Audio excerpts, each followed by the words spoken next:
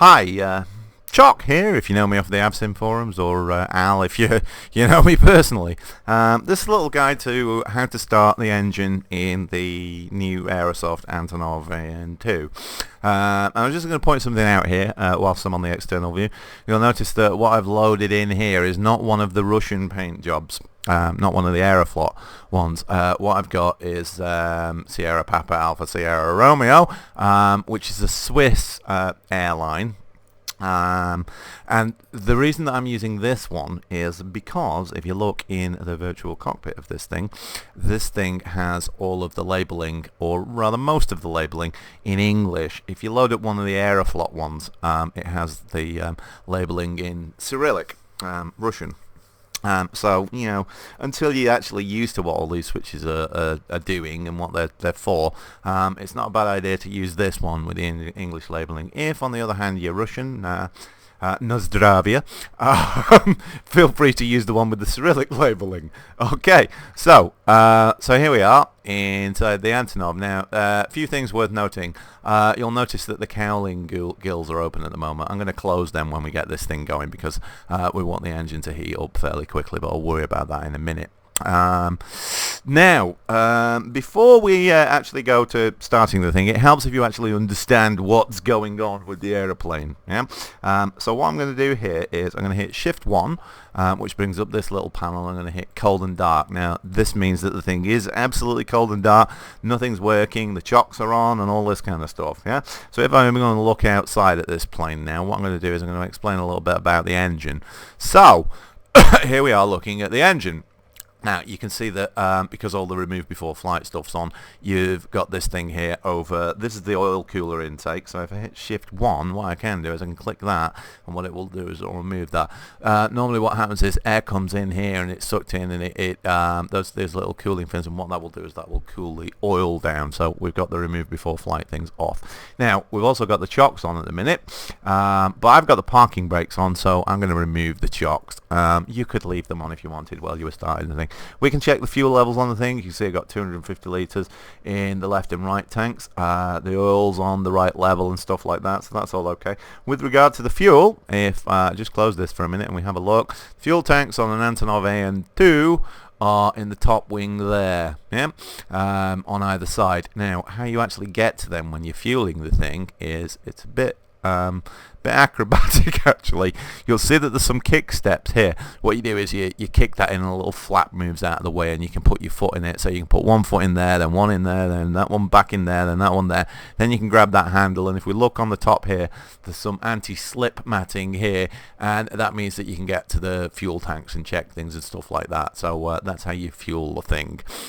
Back looking at the engine there, like that. This is the engine on an Antonov 2 is probably not pronouncing this very well, but it's a Aerosoft 62. Now, that was a slightly souped up version of an engine that the Russians called the M25, and the M25 was a license-built copy of the Wright Cyclone. The Russians built a licensed version of it, and they put it on the Polikarpov I-16, which was the first sort of really modern World War II fighter low-wing monoplane with like retractable gear and stuff like that. So they license built the M25 version of the Wright Cyclone, and then what they did was they improved it a little bit with a better air induction system and stuff like that, and this is what this Aerosoft 62 is. Yeah? So it's basically a Wright Cyclone. It's a radial engine, so it's got 9 cylinders, and they are arrayed in a radial pattern. Now, the problem with all radial engines is that if they are stood for a while, you've got oil in the middle that lubricates all the gears and the crankshaft and all that kind of stuff. But if you leave it standing for a while, what happens is oil drips out of there and it drips down into the lower cylinders. So you got pistons moving up and down in these things. So there'd be a piston in there that's moving up and down, and one in there that's moving up and down, and one in there, and they move in sequence. So one will go, and then another one will go, and another one will go. And the connecting rods on the bottom of the pistons are all connected to gears, and those gears move round in sequence, and that turns the center crankshaft, and the propeller's attached to that, and that's what turns the thing round. So that needs to be lubricated. There's oil on it, and that oil can drip down into the cylinders. Now the problem is that if you imagine the piston in this cylinder here moving up and down, regardless of where the piston is at the moment inside this engine, if it was down at the bottom, or it was, or rather I should say top, really, because it's the top of the cylinder even though it's upside down, if it was there or if it was there, it wouldn't really matter, because even if that one was all the way up right near where the spark plug was, the chances are that one would be there, because these things move up and down in sequence. So at least one of these cylinders would have the piston down at the bottom. Now oil can drip past the piston rings because the engine's cool, so it's not a snug fit, and what that will do is it will fill one of the cylinders with oil, and if the cylinder's full with oil and you didn't drain that and you tried to crank the engine, there'd be so much pressure put on the connecting rod that it would bend it and break it. So what you have to do is you have to make sure that there's no oil in these cylinders. Now, few ways that you can do that on a real radial engine. If it's been stood for absolutely ages and a lot of the cylinders are full of oil, what you can actually do is you can remove the HT leads off the spark plugs. That's what this thing is, a little spark plug over there, similar to your car or your motorcycle. So you pull that thing off, and then you get a spanner on the spark plug, and you undo the spark plug, wrench if you're American. You undo the spark plug, and what that will do is it will allow the oil to drain out. What you'd probably do is put a pipe in the little hole there, so you didn't have oil dripping down onto the inside of the cowling, and you could drain the thing out. So that's one way that you can get oil out, but you don't have to do that. What you can do is you can hand crank the propeller, and you can put it through several revolutions, and what that will do is that will move the pistons up and down. And because the piston rings aren't warmed up, they won't be a particularly snug fit, so the oil can squeeze past them. So when a piston came down, if there was any oil in the cylinder, it would squeeze past the piston ring, then it would be on the bottom of the piston. Then when the piston pushed back up, it would push the oil up into the center boss where the propeller hub is, and then that would drip down and it would drip into the oil sump at the bottom of the engine. And then what you'd be able to do, you'd be able to open one of these little access panels here, and you'd be able to undo the little plug on the bottom of the oil sump, and you'd be able to drain out the oil. And it will let you simulate on this, doing that on this Aerosoft version of the Antonov. So when we look at this thing here, in shift 1 again, when we look at this thing here, the first thing that we want to do is we'd want to hand crank the propeller through several revolutions to pump that oil out of the cylinders into the middle bit. So you do this, you click that thing there. Now this is simulating some poor sod in the cold actually having to grab hold of the propeller and pull it through several revolutions. If it was really hard to move the propeller, then you would know that there was some oil in the cylinders, and if it was really, really hard to move the propeller, that's when you'd have to start undoing the HT lead and undoing one of the spark plugs to drain it out. And so what you'd find is, as you were pulling this propeller through, is that it would get a little bit easier after you'd put it through several revolutions, and it getting easier would mean that you'd cleared the oil out of the cylinders. So 4 or 5 revolutions would probably be enough to pump any excess oil out of those cylinders. So I think we've probably done enough there. So then what we'd need to do is, because that oil is pumped out into there and it dripped down into the sump, you'd wait a minute or two, make sure all the oil sort of like drip down into the bottom of the sump, and then you got this thing where you can clear the sump. So when you click it, it gives you a message saying sludge draining, please keep the button pushed until the next message. So you can click again just to make sure, and I'm holding the mouse button down, and what it's simulating is me undoing the little plug on the bottom of the oil sump and me holding a little metal tray and what have you there, and now it's reporting clear. Very occasionally what it can do, if you've been flying this thing around a lot in your simulator, what it might actually do is it might indicate that there's water in there. It says clear on there, so I'm okay. If it says water, what you can do is you can press it again and you can drain the water out, because obviously you don't want any water in your oil system, but you can see that we're all good to go. So we've got fuel in the thing, the oil levels are okay, you could fill it up if you wanted to. That's where you can change what controls the brakes in the simulator, so you can change the keys and stuff like that. The chocks are off, the passenger door's shut, the cargo door is also shut, the oil's out of the sump and out of the cylinders and all that kind of stuff, so we're all good to go. So I'm going to hit shift 1, get rid of that, and then shift 2, and we're back in the cockpit. Now this is a Russian aeroplane, so there are a few oddities on Russian aeroplanes. they're not weird in the sense that they're odd choices. They're just different from a lot of European and North American ones and what have you. So it's something to be aware of. And one of the big things to be aware of is that they have pneumatic brakes, and because they've got pneumatic brakes, what they have is they have an air cylinder, an air reservoir that feeds the brakes. Now, how that actually works is, if we look back outside, on the engine, on the back of the engine, there's a little generator flywheel, and what that's doing is that controls a pump, and there's a little cylinder that's the air reservoir. So when the engine's running, it's pumping air into this cylinder, and you've got an air reserve, and it will only do that if you've got a little bit of revolutions on, because the engine needs to be running a little bit for that to work. So what you have to watch out for on the Antonov and anything else with pneumatic brakes is this little generator warning light here. If that's on, what it will be doing is it will be warning you that the generator isn't running fast enough to be charging certain systems, and one of the systems that it might not charge if the light's on is it might not charge the air reservoir, which means that theoretically you could run out of brakes. So you want to watch that. It would take a lot of brake applications before that would actually happen, but it is something that can happen, so you've got to be a little bit careful of that. So what you do on the Antonov is you open the little air valve here, so you can see air system charge, and there's no air in the reservoir, but simulating the fact that this aeroplane might have run earlier in the day or something like that, there will be air in the air reservoir. So what we've got to do is we've got to turn this little thing here, so I'm rolling the mouse wheel there, and you can see that the air pressure is going up. The bit to watch out for, apart from that generator light, is if that drops below about 20, then you're going to be in trouble and you're going to start running out of brakes fairly quickly. But you can see that we've got that fairly high. So there's a few testings for the fire there and window heat and stuff like that. Now, the other thing that we need to do is need to prime the engine before we start it. So there's a little primer button there, but there is no point in me trying to prime the engine if the fuel cock is off. So you can select the right tank, you can select the left tank, or you can select both tanks on there, and I'm going to have it on both tanks. There's a little engine chip control button on there. It doesn't really do much.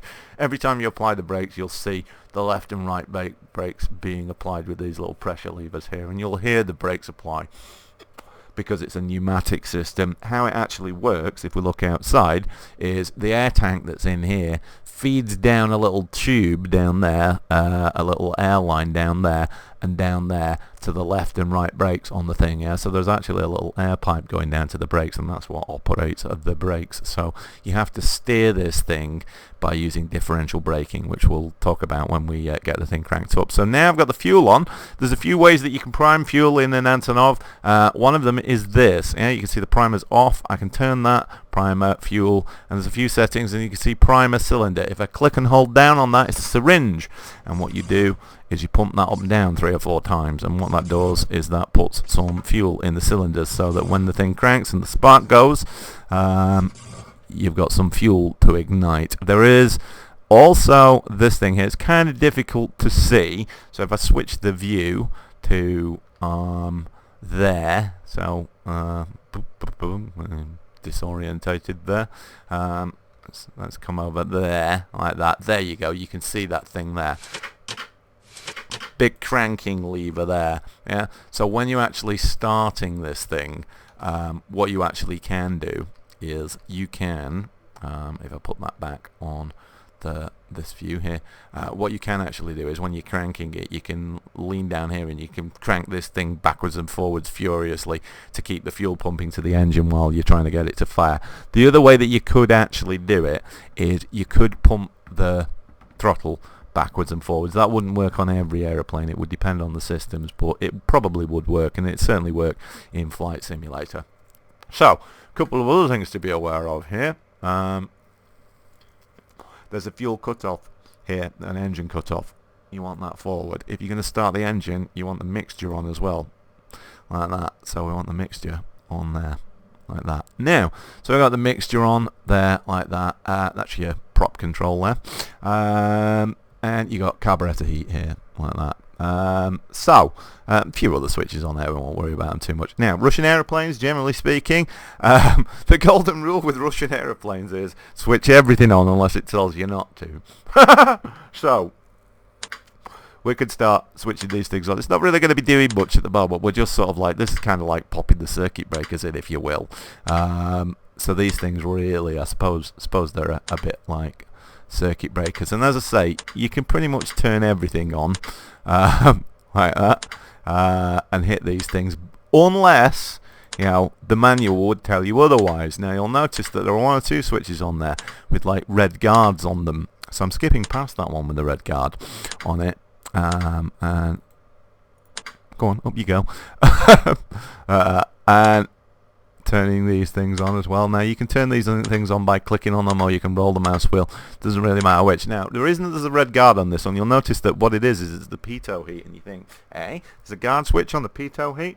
The reason is that on the Antonov, the pitot heat drains a lot of electrical power, so they put a little guard thing on there so you don't accidentally put it on, so that you're aware that it is going to be using a lot of electrical power, because you probably would want to use the pitot heat on Russian airplanes, because it can get cold in Russia. Not everywhere, but there's a lot of places in Russia that can get really, really cold, so just be aware of that. There are a couple of others with guard switches on. There's one down here for the fuel pump. It's got a little guard switch on, and there's another one there which is elevator trim, that's got a little guard switch on it as well. So other switches, these things here, most of these control the lights. Thing to be aware of on this Antonov is that you got your nav lights there, no problem, you can have them on or off and what have you, but what you've also got is you've got this thing here, a taxi light. Boom, you can put that on, and you've got the left and right landing lights there. Now the landing lights and the taxi light on this simulation are realistic, i.e. if you leave them on for more than about 10-15 minutes, the bulbs will burn out and then you won't have any landing lights. So if you want to use the landing lights or the taxi light on this thing, make sure you switch them off after you've taken off, and put them on just before you begin to land. There's a couple of other lights on there. There's like a bottom light and stuff like that, but we won't worry about it too much. Now, some gauges. Cylinder head temperatures here. Oil temperatures and fuel pressure and stuff like that there. Yeah. And another one that's important is this little gauge here. When we're starting the thing, what we want is this thing reading at least 8 on here. Yeah, you want it to be stable and reading at least 8. It'll probably read about 10, maybe 12, but you want it at least 8 before you try and crank the thing. So that's another thing to watch out for. Yeah. Now you'll notice that the cowling flaps are open. I probably want them closed. The controls for the cowl flap and the oil flap are there. Yeah, I'll close that when I've got the engine running, because we'll want the thing warming up. So what we need to do is we need to be aware of how we start the engine. This is the heart of how you're going to start the engine. You got this switch here that you flick over to the left, and what that does is that engages the flywheel. When you've got electrical power, you'll hear the flywheel spin up, and as it's spinning up, you'll be watching for this thing to go past 8 and go stable, and listen for the whine of the starter, the inertia starter, to be a kind of a stable whine and what have you. And when it is, then you flick the magnetos on, and that will crank the engine, providing you've turned this thing on, which is the ignition switch.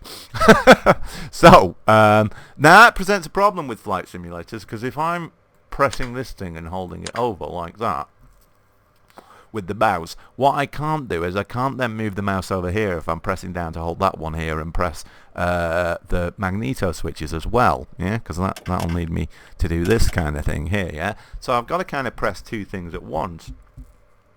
Now, if you want to simulate it like the real thing, what you can do is you can press this thing, you'll hear the flywheel crank up and up and up and up and up, and you can keep that down, and when this thing gets past 8 and goes stable, then what you can do is you can press Control and E, which is the auto start in Flight Simulator. But when you press that, what it does is it turns the magnetos on. So in lieu of you moving over and hitting this switch to go onto the magnetos, you can just hit Control and E. There is actually another switch on the real thing here, which is this thing here. You get your hands around it and you pull it, and it's a bit like a ripcord starter on a motorboat engine and what have you. And what that can do is that can disengage the clutch, but it doesn't actually function in this. You wouldn't normally use it for starting anyway, so it doesn't really matter. So what we need to do is we need to get some power on, and that's these 2 switches here. So you got the generator there, and you got this thing, the battery for starting. So you don't actually need the generator on to start for the sort of alternator or what have you, but you can put it on if you want.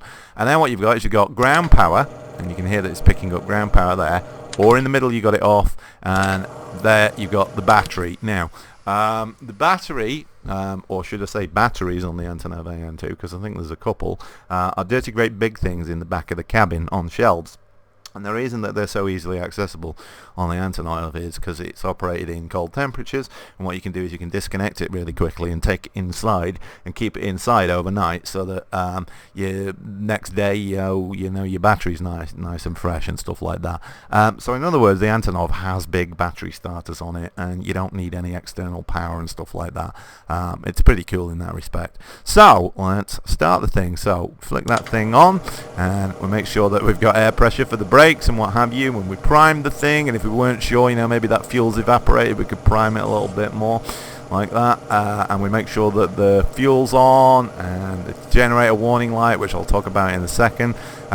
So now what we're going to be able to do is we're going to be able to flick this over, and we're going to watch this gauge here, and when it goes past 8, then what I'm going to do is I'm going to hit Control and E, which will be like flicking these magnetos on. So here we go, and I'll just move out a little bit so that you can see the gauge, but you'll see the prop fire as well. So here we go. So there goes the flywheel. Now it's kind of getting a stable sound. You can see that gauge dropping a little bit. That's pretty good. Control E now.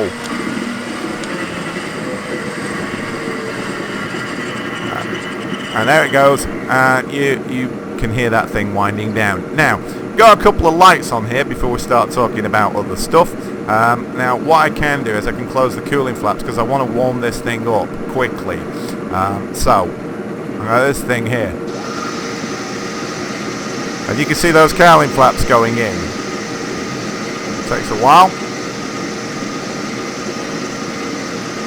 And they really do take that long on the real thing. So I'm just keeping that thing held down.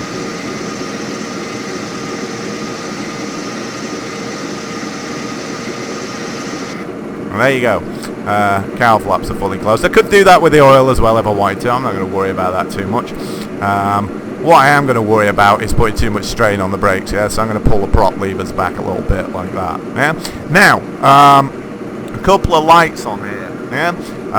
That one, don't worry about it. What that is that's saying that the fire system's ready to go and what have you. If you actually engaged the fire system with this little switch here, so you flick that thing up, what you would then be able to do is, if it ever does flick up, there you go, is you'd be able to hit that to put the fire out, and then that light would come on telling you that the fire thing's actually working and it's extinguishing the fire. You got a generator warning light on here, yeah? Now what that's warning you about is that the generator isn't providing enough power to be charging things, yeah? And you'll notice that if I give it some engine,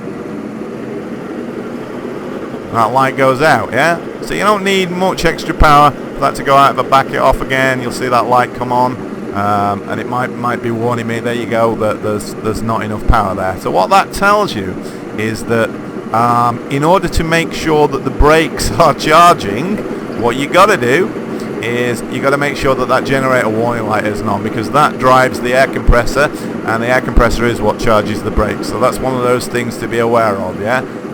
If that light is on there and you use the brakes a lot, what you're going to find is that you might run out of brakes. So you don't want that dropping below about 20. Yeah? So there you go. Right. So all the switches are on, everything's there. I'm not going to worry too much about the lights or anything like that. You could put the nav lights on if you wanted to. So the gauges, cylinder head temperature gauge there, and this thing here, the oil temperature. The oil temperature, you probably want that around 50, 75 or something like that, or what have you, and you're going to be controlling that with these things here, the cowl flaps and the oil cowl flaps there. What you need to remember with that, notice the charging light's gone out because we've got some stuff charging up. What you want to be aware of is, like most engines, if you are coming in for a landing and you've got it on idle for a bit, what you want to be doing is you want to be making sure the cowl flaps are open. So when you land this thing, get the cowl flaps open, otherwise you'll lock the engine up. The other thing that you want to do is, even if you've got the engine throttle back when you're coming in for a landing, what that can do is that can foul the plugs. So every once in a while what you do is you go and give it a burst of power. Yeah, what that does is that burns the oil off the plugs. Yeah, so that you don't get foul plugs. So that if you need to give it a burst of power when you're landing and you put the throttle forward, the engine chokes on you. Yeah, so every once in a while, just give it a bit of throttle and you're in business. So there we go. This thing's all heating up nicely and what have you. And everything's working okay. So what we need to do now is taxi the thing. Now this is the other thing to be aware of with this, and I'll go on the external view for this. It's pneumatic brakes, so you have to brake this thing differentially if you want to steer it. Yeah. Now, so I want to be going forward here, and then I want to go and kind of turn out that bit there. Yeah. So in order to turn this thing, what you have to do is, well, we have to get the parking brakes off, like that, and then what we have to do is you give it some throttle to get it moving. Like that. And then if you want to turn the thing, you're going to hit the brakes and you're going to hit the rudder. Now, what you can do is vary the rudder and vary the brakes. So I'm pumping the brakes on and off there to turn the thing to make sure that I don't hit the tail light helicopter. Now, it will actually turn on the spot if you keep the brakes down and you give it a bit of throttle. But with a little bit of kicking the brakes on and off and the rudder and stuff like that, you see that it's not actually that hard to turn. Some people have been saying, oh, they're having problems with, you know, steering the thing on the ground, and oh, can they make the tail wheel steerable? You really don't need to do that. You just need to be aware of how it works. You've got to have some air pressure in that system for the thing to turn. You can see that, you know, if I give it some power and hold the differential brakes, you can see that it's not a problem. You've got to get on it a little bit early to straighten the thing up like that. But a little bit of dabbing the brakes and some of the rudder and stuff like that, and you can see that it's not actually that hard to steer. So you got that. Now this thing has flaps, yeah, but it's also got a dirty great big slab side on it there. So the crosswind limit for an Antonov AN2 is things start getting shaky after about 10 knot crosswind because of them big slab sides on it and stuff like that. So that's one of those things to be aware of.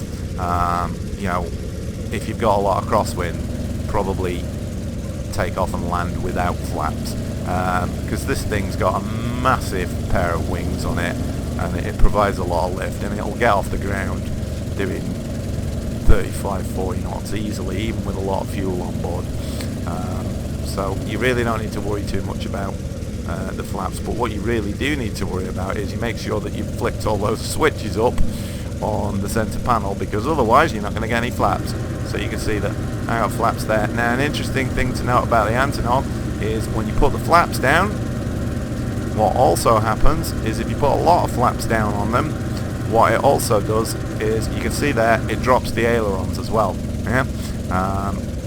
Now, so you can see there, the ailerons are actually part of the flap system as well. They tilt down, which is why this thing can generate so much lift. It also has, which will be kind of difficult to see, it's got automatic leading edge slats on it there. What they are is they're spring mounted. If the airspeed drops, what happens is the air pressure doesn't hold them down and they spring out and they'll generate a lot of lift. Now if you've got full flaps on this thing and you try and take off, what you're going to find is this thing will be off the deck in no time whatsoever, like that. Now you'll notice that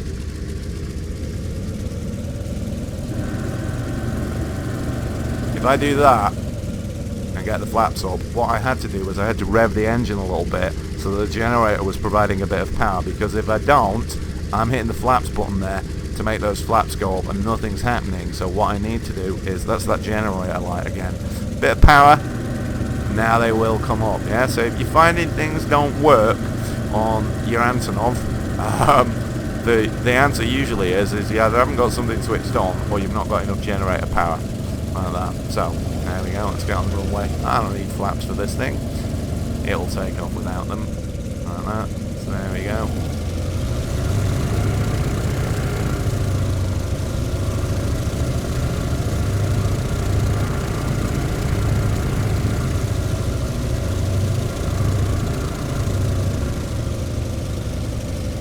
So the interesting thing with that is that, you know, because you're kind of messing around with the throttle to get things working, is that you're kind of doing the run-up check as you go anyway, you know what I mean? And you'll notice that I haven't done an engine run-up check on this thing, which obviously I would do if I was really going to go and fly the thing, like that.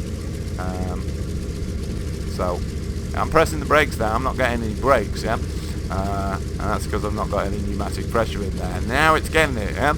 So you've got to watch out for that. So we'll go back in the cockpit there, and you know, you could do the mag check if you wanted to there, see if the revs are dropping or what have you. They're not going to, because I've not got any failures going on in here. What I want to do before I take off though is not with the prop pitch lever on 58. I want that all the way forward. Otherwise, it probably would still take off, but it's going to take a little while to do that. So there we go. You can lock the tail wheel on the Antonov, but you shouldn't really need to. The rudder will do things okay if you want. So there we go. A bit of rudder to keep it in the middle. I've got the stick fully forward here.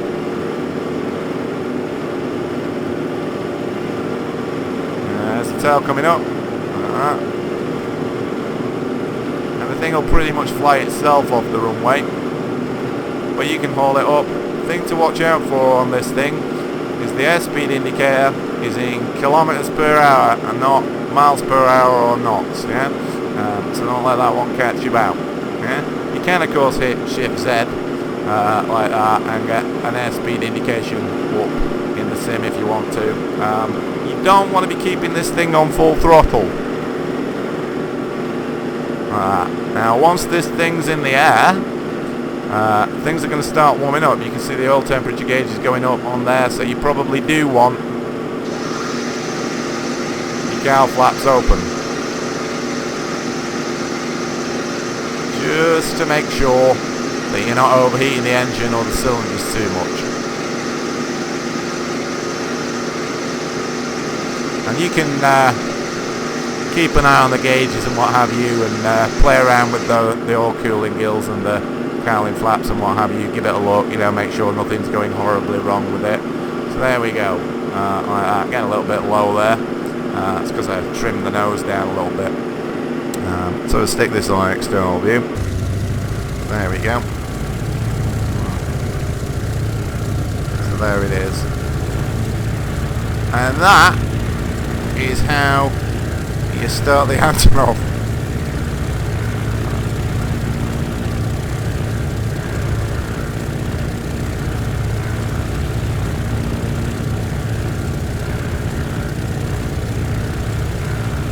There it goes. Anyway, hope you enjoyed that, and I hope you don't blow the engine on on your AN2. If you follow that guide, you shouldn't have too many problems with it. This thing will land really, really easily.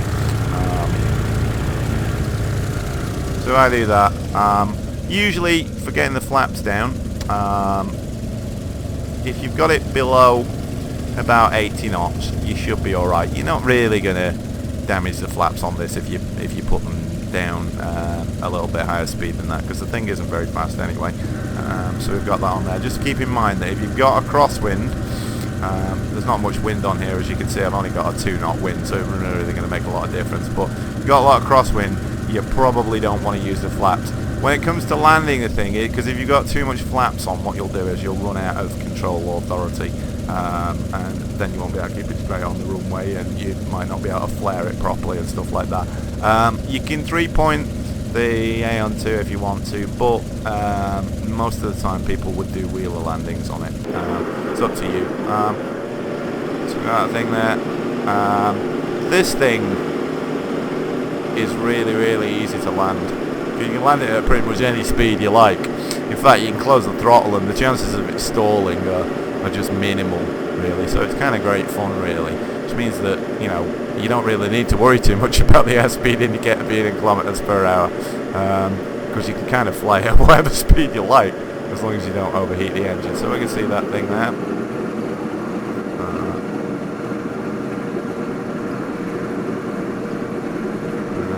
There we go.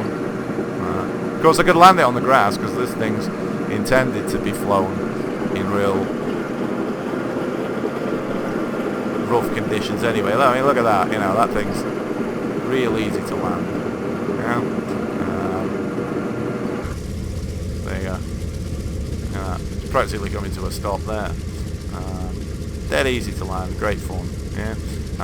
Just make sure that you got some air pressure for your brakes, otherwise you're going to be in trouble. Anyway, hope you enjoyed that. Bye.